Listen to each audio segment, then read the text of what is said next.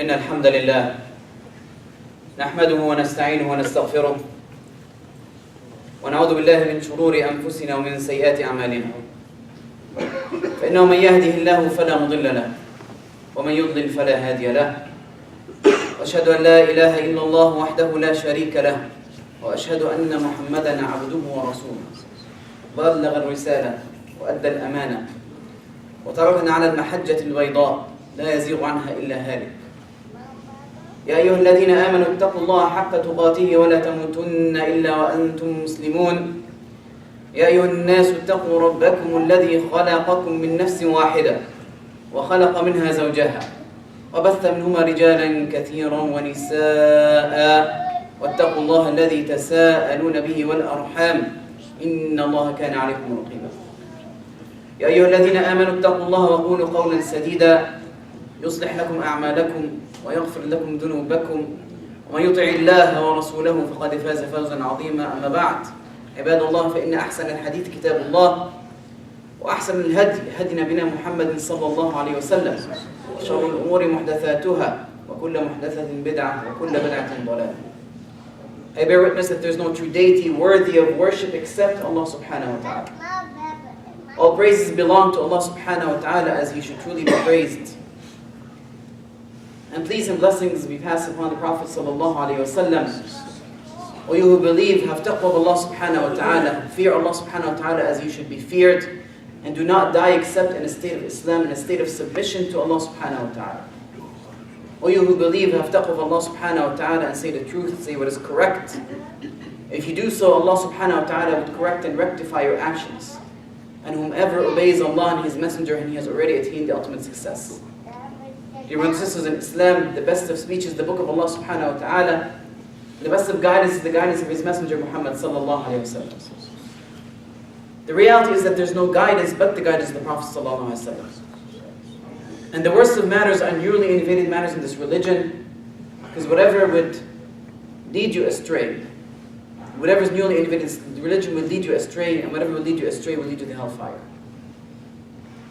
Dear brothers and sisters in Islam,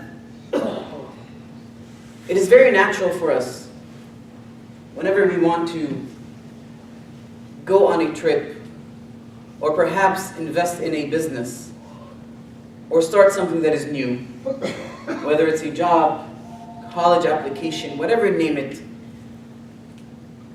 naturally what we do is we ask for advice, so that we would have a clear view of the best way possible we can attain our goal. At the same time, we also tend to find out the pitfalls that would prevent us from achieving that goal. A job interview, for example, people who are newly in the market, you'd find them, what they do is they would start searching for the best tips for a job interview, how to get your job that you desire. And so they try to learn the skills that would help them achieve that goal, but at the same time, they're always aware and they're advised against the pitfalls that would prevent them from attaining their goal. This should not be any different when we look at ourselves on our journey to Allah subhanahu wa ta'ala. Because this is a journey that we're on, that starts from our birth and ends with our death. Along that road, we have a target, and that should be to attain Allah subhanahu wa ta'ala's forgiveness and pleasure, so that we would attain the ultimate reward, which is the pleasure of Allah subhanahu wa ta'ala, going into Jannah, and being blessed with seeing the most beautiful thing, which is the face of Allah subhanahu wa ta'ala. I ask Allah subhanahu wa ta'ala to make us all among the ones who entered Firdaus al-A'la. Ameen. And so on that path, on that road to Allah subhanahu wa ta'ala, we should make it a point that we try to find the practical way we can attain that goal. But at the same time, we have to be very aware of the pitfalls and the things that would divert us from that path. Hudayfa ibn al-Yaman, he would say, كان الناس يسألون عن الخير وكنت أسأل عن الشر مخافة أن أقع فيه. Hudayfa would say that people would ask about the good, which is usually how we can attain our goal. the pleasure to Allah subhanahu wa ta'ala, but he would say, I would ask about the evil, so that I would not fall into it, or out of fear that I would fall into it. Now this is something that is imperative, because otherwise sometimes we lose track and unawareingly deviate from the path and end up not attaining our goal. Today I want to talk, inshallah, about one of those things that sometimes we are not quite aware of it. Every once in a while, we would fall into it and it would take us away from Allah subhanahu wa ta'ala. Now one of the things that would take us off the path is actually falling and indulging in sins. Now what I'm talking about over here is one of the things that we're unaware of that would allow us or convince us to commit this sin. There are many reasons, but I just want to focus on one thing. And they actually there are two, they come hand in hand, and they're a form of a deception. One is from the shaitan himself, and the other one is from ourselves, and they come hand in hand. From the shaitan, it is convincing ourselves that we can wait until tomorrow. In Arabic, it's called a tasweef. Sawfa, I will. Later on, tomorrow. Let me do this now. I know it's wrong, but tomorrow, insha'Allah, I will do what is right. Tomorrow, insha'Allah, I will stop doing what is wrong. Tomorrow, insha'Allah, I will ask for forgiveness. This is called tasweef. However, it comes hand in hand with something else, which is a form of self-deception, which is that we deceive ourselves with this false sense of control. That we think that we are in control of our sin. That we won't let it go beyond a certain point. Just to illustrate this, look at the story of Yusuf alayhi salam and his brothers. What made them go ahead and go into what they have done is literally these two things. And perhaps you can see it from their excuse that they gave when they were planning. They said, اقتلوا يوسف أو اطرحوه أرضا يخل لكم وجه أبيكم وتكونوا من بعده قوما صالحين. They said, اقتلوا يوسف, kill Yusuf, أو اطرحوه أرضا, or throw him in the cast him in the outside, in the world, on the earth, which means throw him out in the desert, in the wilderness. Then what happens? يخل لكم وجه أبيكم. Then your father is not occupied by anything else. He is free for you. This is what they said afterwards. وَتَكُونُوا مِنْ بَعْدِهِ قَوْمًا صَالِحِينَ. And afterwards you're going to be pious individuals. This is the thing. Tasweef. Later on we will be pious. Let's do this one wrong thing, and then we'll be pious. Tomorrow.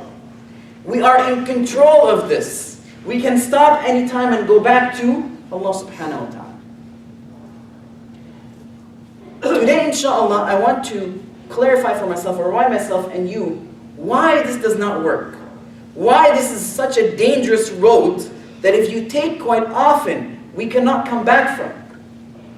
Many of the individuals who are indulging in sins until this day, they're doing it perhaps because of these two deceptions. Because they thought they can take this on and then come back. I'm going to mention 5 things to try to convince myself and you why this is such a bad idea. And why in reality we do not have control over this. The first is that a sin begets another sin. Our pious predecessors used to say, جزاء السيئة سيئة وجزاء الحسنة حسنة والسيئة تزرع سيئة. So they say that the reward of a sin is a sin like it, and the reward of a hasana is a hasana like it. And the sin, what it does, it implants another sin. So it begets another sin. Meaning that if you indulge in one sin, what's going to happen next is that you're going to follow it by another sin. Let's look at the brothers of Yusuf. The first thing they did was they allowed the festering envy in their heart to grow. They didn't push it away. Now that's not its own perhaps a sin, it is a sickness of the disease of the heart. But if you let it fester long enough, they will act upon it. So the first thing they did was they lied to their father, so that they can take Yusuf away. What did they say? They said, send Yusuf with us, يرتع ويلعب وإنا له لحافظون, that he will play with us in the wilderness when we go, that he would have fun and we will protect him. That's a lie, that's a sin. And then what do? They betrayed that promise. They threw Yusuf in the well. Then they came back and lied to their parents, to the father, said that the wolf has eaten him. And to make sure that this is believable, they brought false blood and put it on the shirt of Yusuf. Not just that, in many narrations they went back, an opinion of scholars, and that they sold Yusuf. From being a free, now he became enslaved. And then this didn't stop. Over their life later on, they started not being very well behaved towards their father. Anytime they would feel that he would still remember Yusuf, they would react in a negative way. They were not dutiful to their father. And so if you notice, one sin brings to the next, brings to the next. Now this tells us that this idea that we have control over our sin is false. There is no guarantee that you would stop, but usually what happens is one will beget the other. And if you want to think about it in simple terms, quite often when we do something wrong, we would try to hide it. How do we hide it? Usually it's done in some other way that is either a sin or something that is wrong. That is the first.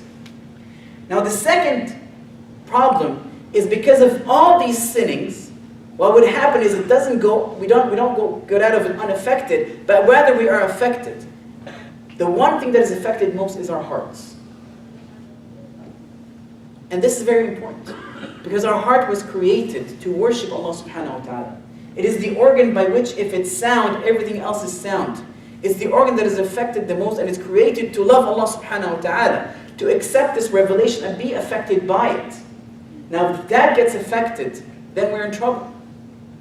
The Prophet ﷺ had mentioned, as in Sunan Tirmidhi, Abu Hurairah said, إن العبد إذا أخطأ نكت في قلبه نكتة سوداء فإذا نزع واستغفر وتاب سقل قلبه وإذا عاد زيد فيها حتى يعلو قلبه وهذا الران الذي ذكر الله كلا بل ران على قلوبهم ما كانوا يكسبون. The Prophet ﷺ said, as narrated by Abu Hurairah, he said, the abd, the servant, the slave of Allah, إذا أخطأ خطيئة, if he committed a sin, نكت في قلبه, a dot, a black dot, نكتة سوداء, is placed on his heart. However, if he, إذا نزع, if he gets out of it, if he backs off from it, واستغفر, and asks for forgiveness, وتاب, and asks for repentance, he repented, سقل قلبه, his heart is washed. So that sin is removed. However, إذا عاد, if he continues, come back to that sin, زيد فيها, that darkness increase until it engulfs his entire heart. And this the Prophet ﷺ called, this is the ran, that's the rust, the accumulation of dirt, the accumulation of sins that engulfs the heart. And he narrated, the Prophet ﷺ had recited the verse, كَلَّا بَلْ رَانَ عَلَى قُلُوبِهِمْ, the ran has formed on their hearts, because of the actions that they have performed. Now the problem with this is that when your heart is engulfed in darkness, what makes you think that you would return back to Allah? What makes you think that if you go down this road, it will be easy for you to turn back again? In fact, that they say this would result in the weakening of your resolve to ask for forgiveness. So once you reach that state, it's not even on your mind to leave this sin. The reason behind this, it moves us to the third point, which is called infil ma'siyah, which means you get accustomed to that sin. And that's a huge problem. Once you get accustomed to something, you're used to it. You don't feel the need to depart from it. It becomes a normal behavior, a habit in your life, almost a second nature. For example, if a person lies continuously, it becomes second nature. They quite often, without them noticing, as they're mentioning stories, they start lying. Call it a white lie, a blue lie, a yellow lie, whatever color you want to call it, it's still a lie. It is still a sin. And they're quite often unaware of it. The worst problem with this is once you get accustomed and used to it, you start losing shame. This is why, for example, when a person, the first time they commit a sin, they feel this sense of guilt.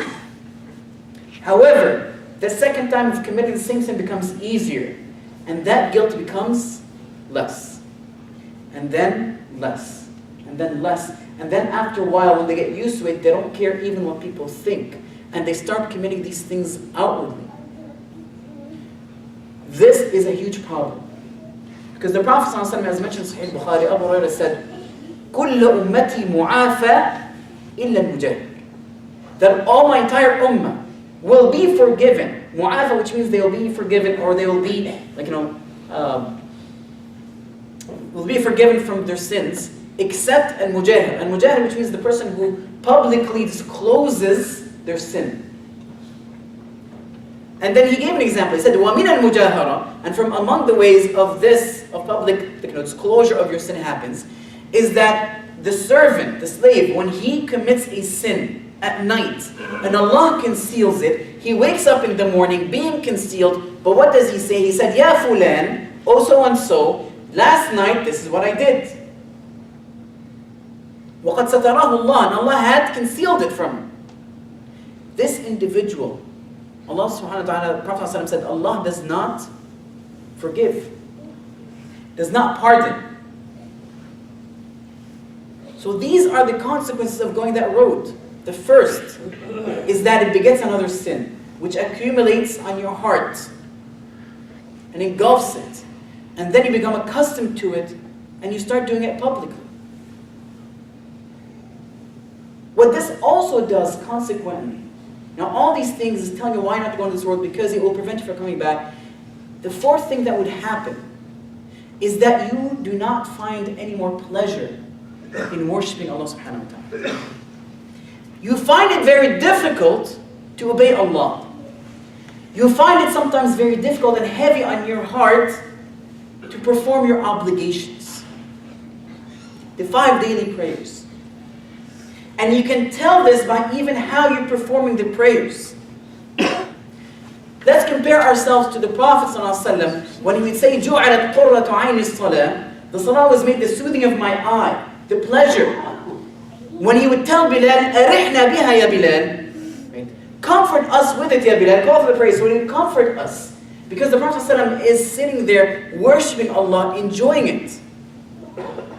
And this, by the way, this is the nature of the believers. Their heart is so sensitive. إِنَّمَا الْمُؤْمِنُونَ الَّذِينَ إِذَا ذُكِرَ اللَّهُ وَجِلَتْ قُلُوبُهُمْ وَإِذَا تُلِيَتْ عَلَيْهِمْ آيَاتُهُ زَادَتْهُمْ إِيمَانًا.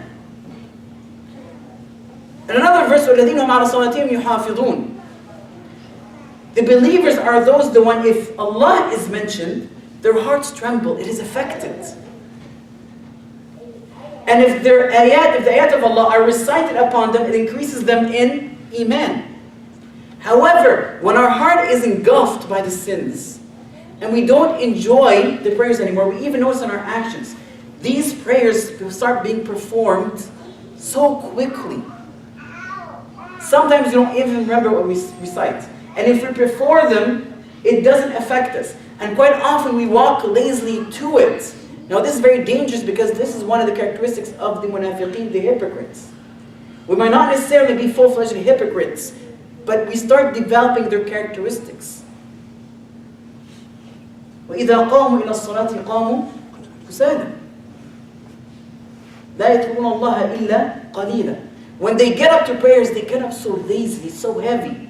Right? They're so focused on the game on TV, or watching the movie, or playing, or being something else that they're doing. When it's prayer time, it's like, oh man, wait, I still got a few more minutes. And then they lazily get up to prayers. And so it doesn't have that effect on them. And all of this, by the way, is in reality a consequence, perhaps because of our own actions, because we indulge in sin. We think we have control over it, that we can go back any time. We think that the recipe is so easy, just ask for forgiveness. It is not that easy, because of all the consequential effects that happen because of this. The last thing that can happen, which is also a bad thing, is a result of all these things. Maybe perhaps we start leaving the obligatory prayers. Once we get to that stage, or even a little bit before it, our relationship with Allah becomes severely affected. and sometimes even severed. Because our connection with Allah is strengthened by our submission to Him, by our acts of worship and trying to get close to Allah subhanahu wa ta'ala. When we get closer to Him subhanahu wa ta'ala, He comes closer to us. And this is the Hadith Qudsi. The more we get closer, the closer Allah subhanahu wa ta'ala comes to us. When we worship Allah diligently in our time of ease and tranquility, when it's a time of hardship, Allah will be there for us. But when we are heedless at the time of ease, forgetful of Allah, not performing our acts of worship, and then when we fall off time of hardship, would Allah be there for us? By the way, it's a relationship. Most people don't realize it is a relationship. Similar to how we have a relationship with the human beings, this is a relationship with Allah subhanahu wa ta'ala that we develop. And we ask Allah subhanahu wa ta'ala to strengthen our relationship with Him, to make us among the ones who are the highest level of piety, that worship Him as if we see Him. But it's very dangerous if this relationship is disconnected. How do we ever hope that we can hold that rope once it has been weakened to come back to Allah subhanahu wa ta'ala? An example of all this is an individual who starts swimming from the shore to the sea in high tides. And as he's going through, he's self-deceiving himself and he says, I am in control, I can go back to the shore. And then goes in further into the depths of the sea, but keeps looking back and says, I'm still safe. But he's unaware that the tides at this point are so high that he has exerted so much effort that's so deep in that sometimes it might be difficult. And some people even go further until they lose sight of the shore. How is it can they turn back again? It's a very dangerous road that we can go on to, that we should not, first of all, go into it. And this is once again, one of the deceptions or self-deceptions that we have, that we think we are in control of our sins and we come back any time. And the shaitan reinforces it by tasweef.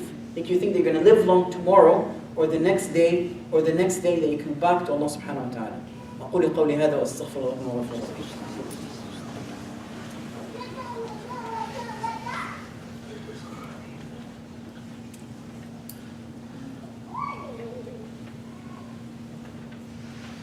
إن الحمد لله حمدا كثيرا طيبا مباركا فيه وأشهد أن لا إله إلا الله وحده لا شريك له وأشهد أن محمدا عبده ورسوله اللهم صل على محمد وعلى آل محمد كما صليت على آل إبراهيم في العالمين إنك حميد مجيد يا أيها الذين آمنوا اتقوا الله حق تقاته ولا تموتن إلا وأنتم مسلمون. Dear brothers and sisters in Islam, just a quick recap of generally what the point of this khutbah is. It is to remind ourselves that along our path to Allah subhanahu wa ta'ala, there are certain things that would deviate us from that path. And one of those subtle things is the self-deception that we have that we are in control of sins. And that the shaitan would also deceive us by telling us that you can do things or delay it till tomorrow. Both are not true. Part of the reason is because the consequence of us indulging in this is one, that it will make us perhaps, or allow us to become easier for us, allow it to become easier for us to commit another sin, which would result in the second thing, that the rust would engulf our hearts, which would also make us get used to these sins and indulge in them further, resulting in the fourth, or part of the third, is that we would do this publicly. And in the fourth, we stop enjoying the worship of Allah subhanahu wa ta'ala. It doesn't affect us as it should. And so the more we move from Allah subhanahu wa ta'ala, the less chance we have of going back to Him. I ask Allah subhanahu wa ta'ala to protect all of us, to make us among the ones who follow the Prophet ﷺ and walk in his footsteps and the footsteps of the pious predecessors, the Sahaba radiallahu anhum. Allahumma اغفر للمؤمنين والمؤمنات الأحياء منهم والأموات اللهم برحمتك يا أرحم الراحمين ونسألك الهدى والتقى والعفاف والغنى اللهم ربنا آتنا في الدنيا حسنة وفي الآخرة حسنة وقنا عذاب النار وآخر دعوانا الحمد لله رب العالمين وصلى اللهم وسلم على نبينا محمد وعلى آله وأصحابه أجمعين وقوموا إلى صلاتكم يرحمكم الله.